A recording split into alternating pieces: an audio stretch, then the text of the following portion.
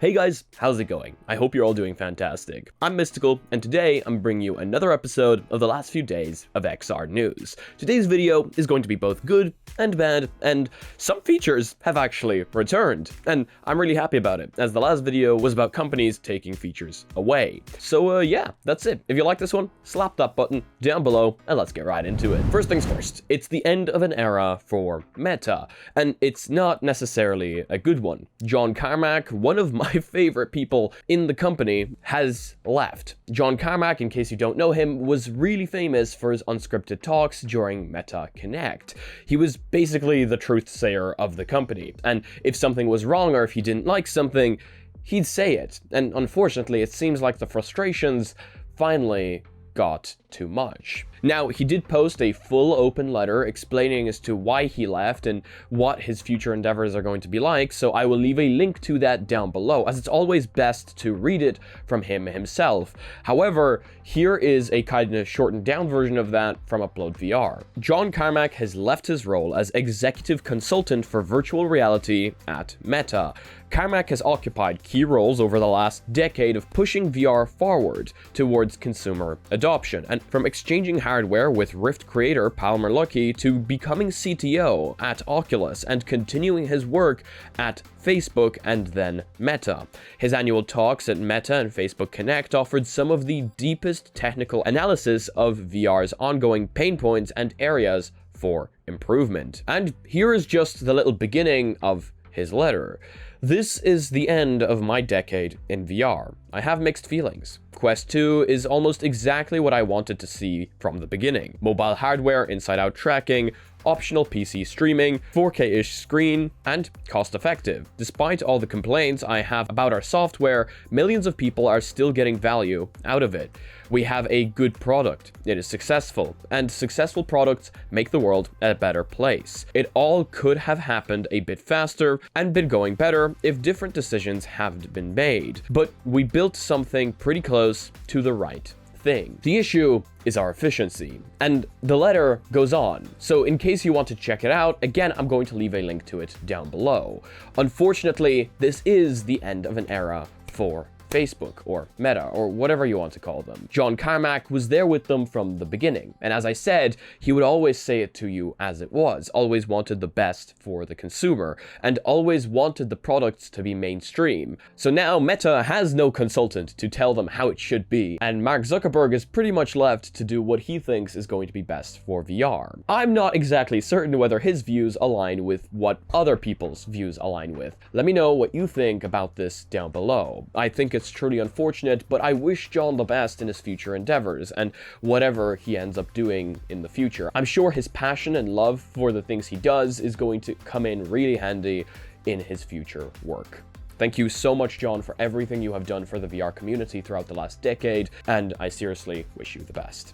Let's move on to the next piece of news. Okay, now on to something good. Our features have been returned. There was really large outcry about Virtual Desktop removing the feature of using local internet without actually having internet. How does that work? Well, you can actually have a Wi-Fi connection without transmitting the internet connection through it.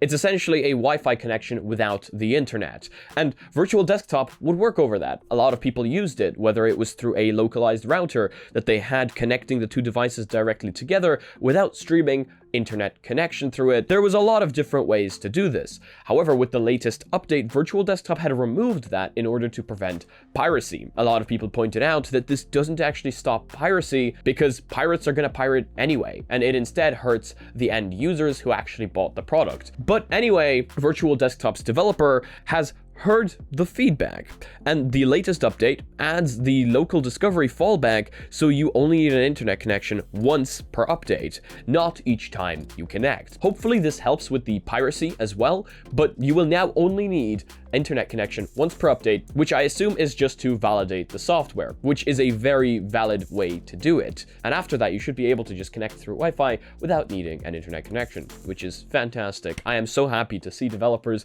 that actually listen to people. well. So yeah, that's some great news. Talking about features coming back, remember we talked about the Steam bar, removing the VR side of the Steam bar? Well, that's back now as well. And I speculated that this might be coming back in a larger scale. It turns out that that was exactly right. Valve has added VR supported and VR only feature tags to Steam and store pages. So while this isn't the headset side of things, you can't select like mixed reality and stuff like that, but you can select VR supported and VR only feature tags. You could already filter Steam by VR supported and VR only, but these tags weren't shown on a list of the game's features. This change was first spotted by Twitter user T0X1N. So while this isn't the exact same thing that we had in the past, it's still an update, and it's still them sort of bringing back a feature. So I'm still hoping that they bring the other one back in a larger scale, but I guess we will just have to wait and see. Here is something really awesome. And then I don't use awesome a lot. Awesome is kind of like an old word, but still though, check this out. Quest developers can now add portals to worlds in other apps.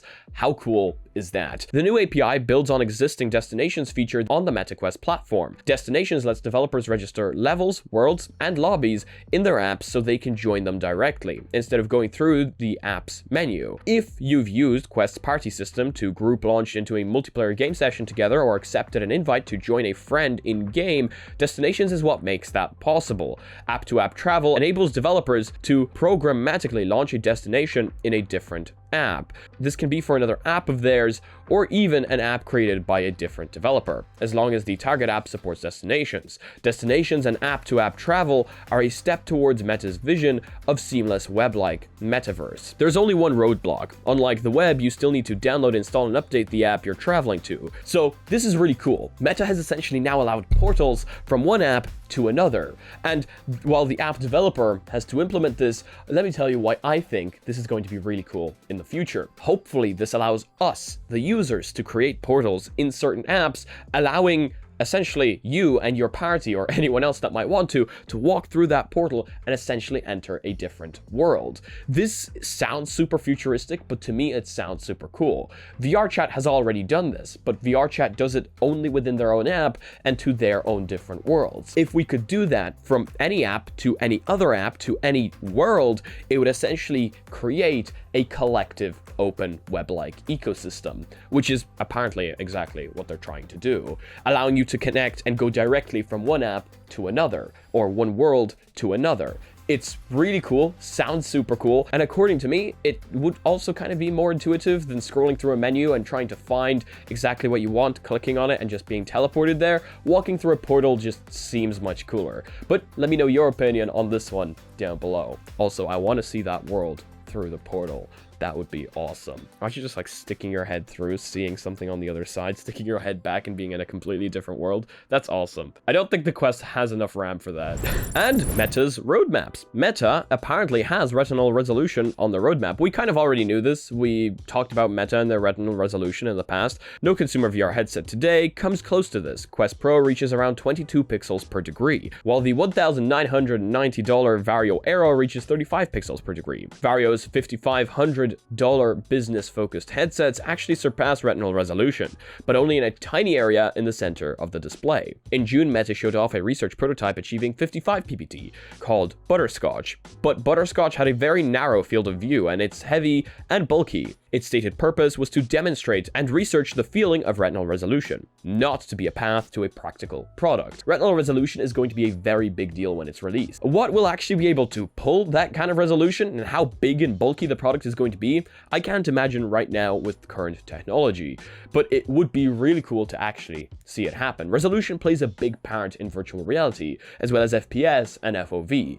So seeing that go up and seeing it be upgraded, or at least being on the roadmap, is a big deal. I mean, again, we kind of already knew it was on the roadmap, but this is them confirming they're still working on it and working towards it. So I'm quite excited about that. Here's another one. Meta will apparently pay you to hack its headsets. Now, as we know, the Quest 2 has not yet, in its current state, on its current version, been rooted, which is something a lot of people have really wanted. We've wanted root access on these devices for the longest time, to be able to install custom ROMs, and in the past, people would want it to remove Facebook. In an effort to harden the security of its hardware products, Meta today announced new guidelines for its bug bounty program, specifying the inclusion of both the Quest Pro and the Touch Pro controllers, and what the company will pay out for specific bugs uncovered by researchers. So it's funny that the Touch Pro controllers are also included, as they are essentially an Android device. So in case you don't know, the Quest Pro controllers are actually an Android phone inside those tiny little controllers, and that's what's doing the tracking. They have their own processor and everything. It's really, really cool. How exactly you tap into the controllers, I'm not certain though, as they only have magnetic charging, unless those pogo pins can also do data transfer, which I haven't tried. Interesting. Meta has been running this program for some time across various products, but today the company added new payout guidelines specific to its VR products, including the Quest Pro, the Touch Pro controllers, as well as the Quest 2 and Quest 1, and many of the company's recent non-VR hardware products. According to the guidelines, Meta is offering up to $45,000 for major exploits on its hardware products, like remote code execution on a headset, and between $500 to $3,000 for smaller exploits, like sneaking an app around the user's permission settings. I don't know, in case you guys are interested in, like, I don't know, hacking stuff or doing some mods and stuff, this could be interesting to you. This might be something you're interested in and interested to check out, even though, to be completely honest with you, I would much more prefer us to get access to root access than to tell Meta how we got access to root access so that they can patch it, because I'm a big fan of root access. Here's another something. Demeo. Demeo is adding a PvP mode in 2023, and gameplays and impressions are here. Demeo is getting a new PvP mode called Demeo Battles in 2023. Upload VR has already gotten hands-on. Check out their latest impressions and some footage in the link I'm going to leave for you down below. Demeo is one of my most played games in VR right now, and I am super excited to see any updates and things they might have for us in the future. And finally, a Quest competitor, or a Quest Pro competitor. It's not exactly very clear, but HTC Vive has revealed features of the Quest Pro competitor it will announce next month. So we already knew that HTC Vive was going to announce some sort of device during CES, but we weren't sure whether it was going to be a competitor or something else. But HTC Vive has now released details on the lightweight standalone Vive headset that it's been teasing for months. The company was teasing a new headset in cryptic tweets over the last 2 months, with captions such as "Go small or go home," and already hinted it will be sold to consumers, which is interesting because if it's competing with the Quest Pro, that price tag is definitely not going to be competing with consumers. HTC has now sent The Verge an official render of the front of the visor and detailed some of the headset's features. HTC claims the headset, as yet unnamed, will have 2 hours of battery life, where have I seen that before, won't require a PC or phone, and will support tracked controllers and hand tracking, like Quest and Pico headsets. It will optionally connect to a gaming PC to stream PC VR games via a cable or Wi-Fi. That's all pretty standard right now. Like the Quest Pro, it features 4 black and white tracking cameras and a central RGB camera for color pass-through and mixed reality. But HTC is claiming some noticeable improvements over the Quest Pro. The dynamic range of the cameras is apparently sufficient to read a phone or laptop screen. That's pretty crazy. It also features a depth sensor, which was dropped from the Quest Pro. This should enable at least some automatic room scanning, while on Quest Pro you have to manually mark out your furniture. HTC claims the headset will be one of the lightest on the market, but didn't reveal the exact weight. It also didn't reveal the exact price of the headset, but it hinted it will be expensive compared to headsets like the Quest 2 and Pico 4. Quoting, "We're in an era when consumer VR headsets have been massively subsidized by companies that are trying to vacuum up and take personal data to provide to advertisers. We don't believe that the way that we want to approach it is to compromise on privacy." Damn, taking a hit at Meta. Anyway, that's going to be it for today's video. I hope you guys learned something new. I hope you got what you came for, and if you guys liked it, please do leave a like. If you disliked it, I guess this button works too, but let me know why down in the comment section below. If you guys are not yet part of our community, check out our Discord and check out our Reddit down below, where I want to see you posting your spicy memes. Thank you so much to the Patreons supporting this channel. You guys help me out a ton, paying my bills, paying my subscriptions, and helping me make these videos better. And as usual, if you guys want to be notified about your content coming up on the channel, make sure to smack that subscribe button with your forehead, ding my bell, and see you again in the next video. Peace.